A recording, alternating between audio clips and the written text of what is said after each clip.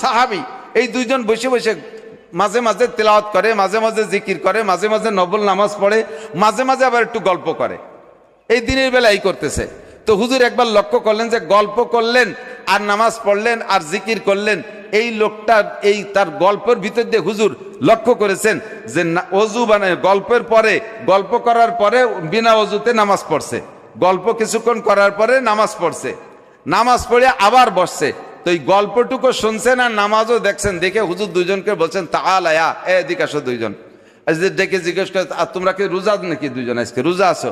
জি হুজুর আমরা রোজা আছি। কয় রমজান চলে যাওয়ার পরে আজকের রোজাটা দুইজনে আবার রাখিয়ে দিবা, আজকের রোজা আবার রাখিয়ে দিবা। আর এই আগে যে গল্প করছো না, ওই গল্পের পরে যে অজু নামাজ পড়ছো, ওই অজু বানায় এসে ওই 2 রাকাত নামাজ আবার পড়ো। কয় যে হুজুর অজুও ছোটে নাই, রোজা ভাঙ্গার কারণও ঘটে নাই, তা আমরা ভিড়ে এই অর্ব কেন? কি অন্যায় করছি যে অজু বানায় ভিড়ে নামাজ পড়তে হবে, রোজার পরে রোজা রাখতে হবে? আমরা তো কিছু খাই নেই, রোজা ভাঙ্গার কোনো কারণও ঘটে নাই, অজু ভাঙ্গার কোনো কারণ ঘটে নাই, আমরা এই আমল কেন করব? হুজুর বললেন তোমরা দুইজনে বসে বসে অমকের গীবত করছো না?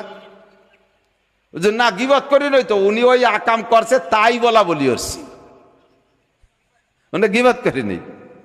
কয় যে এই জন্যই তো গীবত, আর ওই লোকটা যদি না করতো আর তোমরা বলতে নিজের থেকে, তাহলে হয়তো অপবাদ, তাহলে মিথ্যা অপবাদ।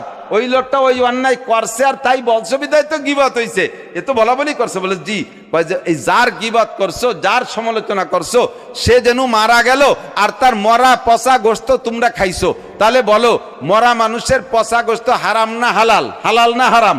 হারাম। আর এমন হারাম খাইলে অজু থাকে কিনা? এরকম হারাম খাইলে অজু নষ্ট হয়ে যায়, এরকম হারাম খাইলে অজু নষ্ট হয়ে যায়। কাজেই এই হারাম খাওয়ার কারণে অজু নষ্ট হয়ে গেছে।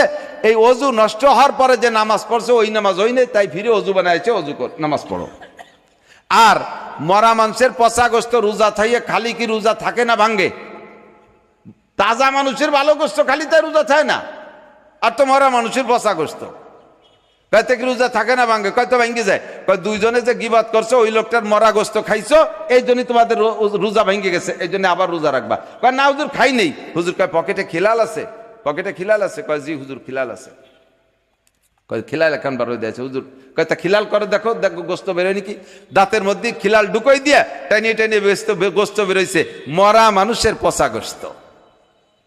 হাদিসি দেখবেন খুতবাত কি বলা হয়, এই ফাজাইলে আমাল, ফাজাইলে রমাজানের মধ্যেই দেখবেন এখানে আছে, হাদিসটা আছে।